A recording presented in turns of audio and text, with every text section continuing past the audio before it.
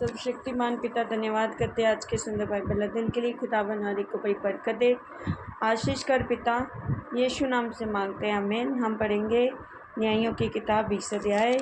इसराइलियों द्वारा युद्ध की तैयारी। तब दान से बेचवा तक के सब इसराइली और गिलाद के लोग भी निकले और उनकी मंडली एक मत होकर मिस्या में यहोवा के पास इकट्ठी हुई। और सारी प्रजा के लोग वरन सब इसराइली गोत्रों के लोग जो 4 लाख तलवार चलाने वाले प्यादे थे, परमेश्वर की प्रजा की सभा में उपस्थित हुए। बिन्यामीनियों ने सुना कि इसराइली मिस्पा को आए हैं। इसराइली पूछने लगे, हमसे कहो ये बुराई कैसे हुई। उस मार डाली हुई स्त्री के लेवीय पति ने उत्तर दिया, मैं अपनी रखैल समेत बिन्यामीन के गिबा में टिकने को गया था। तब गिबा के पुरुषों ने मुझ पर चढ़ाई की और रात के समय घर को घेर के मुझे घात करना चाहा और मेरी रखैल से इतना कुकर्म किया कि वह मर गई। तब मैंने अपनी रखैल को लेकर टुकड़े टुकड़े किया और इसराइलियों के भाग के सारे देश में भेज दिया। उन्होंने तो इसराइल में महापाप और मूर्खता का काम किया है। सुनो है इसराइलियों, सब के सब देखो और यही अपनी सम्मति दो। तब सब लोग एक मन हो उठकर कहने लगे, ना तो हम में से कोई अपने डेरे में जाएगा, ना कोई अपने घर की ओर मुड़ेगा, परंतु हम गिबा से ये कहेंगे कि अर्थात हम चिट्ठी डाल डाल कर उस पर चढ़ाई करेंगे और हम सब इसराइली गोत्रों में 100 पुरुषों में से 10 और 1000 पुरुषों में से 100 और 10,000 में से 1000 पुरुषों को ठहराएं और वे सेना के लिए भोजन वस्तु पहुँचाएँ, इसलिए कि हम बिन्यामीन के गिबा में पहुंचकर उसको उस मूर्खता का पूरा भुगतान करें जो उन्होंने इसराइल में की है। तब सब इसराइली पुरुष उस नगर के विरुद्ध एक पुरुष के समान संगठित होकर इकट्ठे हो गए। तब इसराइली गोत्रियों ने बिन्यामीन के सारे गोत्रियों के कितने मनुष्य ये पूछने भेजे, ये क्या बुराई है जो तुम लोगों में की गई है। अब उस गिबावासी लुच्चों को हमारे हाथ में कर दो कि हम उनको जान से मार के इसराइल में से बुराई का नाश करें। परंतु बिन्यामीनियों ने अपने भाई इसराइलियों की मानने से इनकार किया और बिन्यामीनी अपने अपने नगर में आकर गिबा में इसलिए इकट्ठा हुए कि इसराइलियों से लड़ने को निकलें। और उसी दिन गिबावासी पुरुषों को छोड़, जिनकी गिनती 700 चुने हुए पुरुष ठहरी, अन्य नगरों से आए हुए तलवार चलाने वाले बिन्यामीनियों की गिनती 26,000 पुरुष ठहरी।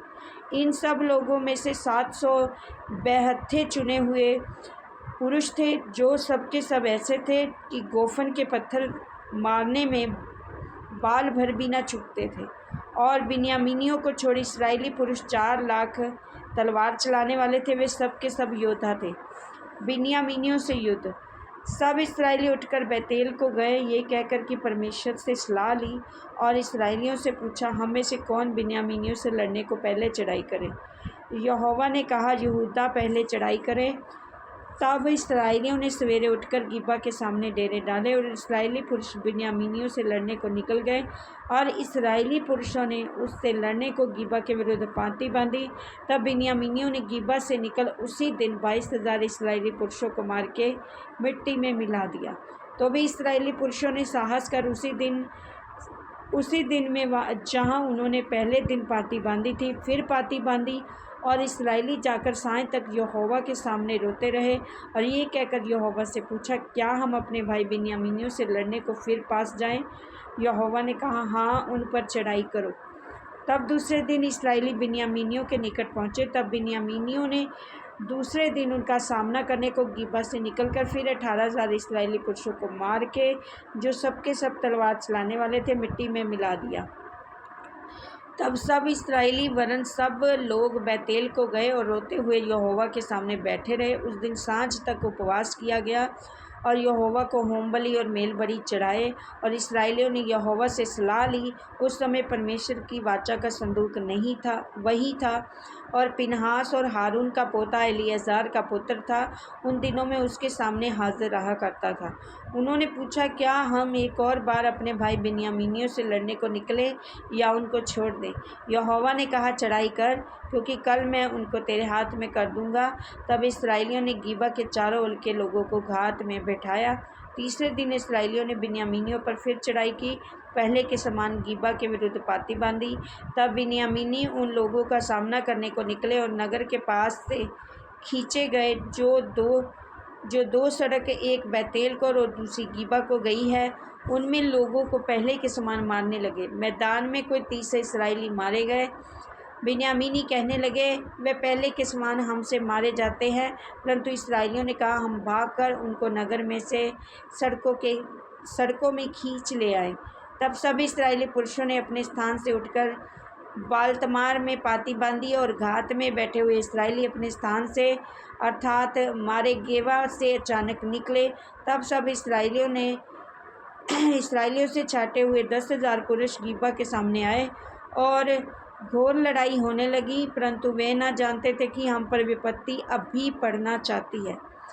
तब यहोवा ने बिन्यामीनियों को इसराइल से हरवा दिया और उस दिन इसराइलियों ने 25,100 बिन्यामीनी पुरुषों को नष्ट किया और सब के सब तलवार चलाने वाले थे। इसराइलियों की विजय। तब बिन्यामीनियों ने देखा कि हम हार गए और इसराइली पुरुष उन घातकों का भरोसा करके जिन्हें उन्होंने गिबा के पास बैठाया था, बिन्यामीनियों के सामने चले गए। परंतु घातक लोग फुर्ती करके गिबा पर झपट गए और घातकों ने आगे बढ़कर सारे नगर को तलवार से मारा। इसराइली पुरुषों और घातकों के बीच ये चिन्ह ठहराया गया था कि वे नगर में से बहुत बड़ा धुएं का खंभा उठाएं। इसराइली पुरुष तो लड़ाई में हटने लगे और बिन्यामीनियों ने यह कहकर कि निश्चय वे पहली लड़ाई के समान हमसे हारे जाते हैं, इसराइलियों को मार डालने लगे और 30 एक पुरुषों को घात किया। परंतु जब वह धुएं का खंभा नगर में से उठने लगा, तब बिन्यामीनियों ने अपने पीछे जो दृष्टि की तो क्या देखा, नगर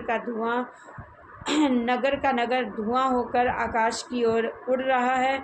और तब से इस्राएली पुरुष घूमे और बिन्यामीनी पुरुष ये देखकर घबरा गए कि हम पर विपत्ति आ पड़ी है। इसलिए उन्होंने इस्राएली पुरुषों को पीठ दिखाकर जंगल का मार्ग लिया, परंतु लड़ाई उनसे होती ही रही और अन्य लोगों में से जो आए थे उनको इसराइली रास्ते में नष्ट करते गए। उन्होंने बिन्यामीनियों को घेर लिया और उन्हें खदेड़ा।